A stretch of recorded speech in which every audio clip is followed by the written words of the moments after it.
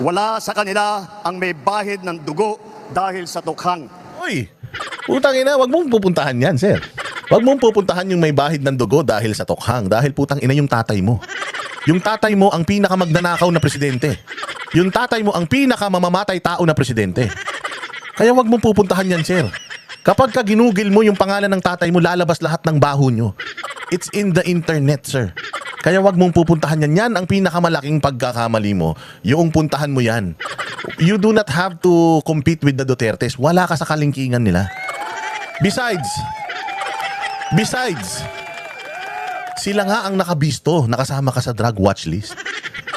O kaya wag mong pupuntahan yan. Tokhang, putang ina, yan lang ang yan ang isa sa mga pinaka nagustuhan ng mga Pilipino kay Duterte. When you ask every Filipino in the streets or on the street, talagang sasabihin ng mga Pilipino yan na Tokhang maganda yun kasi naubos yung mga adik. Palibhasa Bongbong, galit ka sa Tokhang kasi naubos yung source siguro. Siguro noong mga panahon na inuubos ni Duterte yung mga pusher, putang ina, pati yung source mo naubos. Pati yung pinagkukuhanan mo baka nawala. Kaya galit na galit ka sa Tokhang. Umaming ka. O hindi mo naman dinideny na adik ka. Di ba? Tinatanong ko kung adik ka, di mo naman dinideny. Ayaw mo rin magpa-drug test. Utang ina yan. Anong iisipin ng tao? Di adik ka. Yun ang iisipin ng tao. Kaya ka galit sa Tokhang kasi baka adik ka, baka. Ano pa?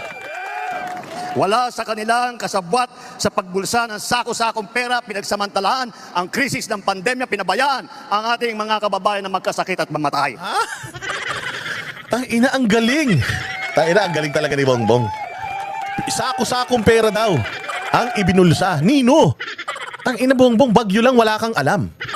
Hindi mo alam kung paano susolusyonan yung baha at bagyo sa Pilipinas. Putang, kung ikaw ang presidente ng Pilipinas nung pandemic, sigurado ko patay na lahat ng Pilipino sa sobrang kabubuhan mo.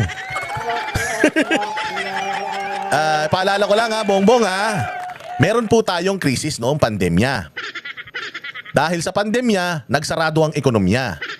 Ano ang ginawa ni Pangulong Duterte? Binigyan niya ng ayuda yung mga hindi makapasok sa trabaho, yung mga nawalan ng trabaho, yung mga na-stuck sa bahay. Nagkaroon ng sandamukal na mga COVID facilities.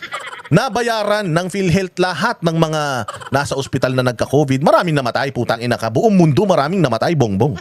Hindi lang sa Pilipinas. Kung makapagsalita ka, kala mo naman sa Pilipinas lang maraming namatay. Punta ka sa India, punta ka sa Spain, pumunta ka sa Japan. Ang dami ding namatay dyan sa Singapore. Pero, saradong ekonomiya, tingnan mo sarado ang ekonomiya, walang perang pumapasok, nakapagbigay ng ayuda si Presidente Duterte. Nangutang ba siya para sa ayuda? Hindi, gumawa siya ng paraan, gumawa siya ng pagkakakitaan.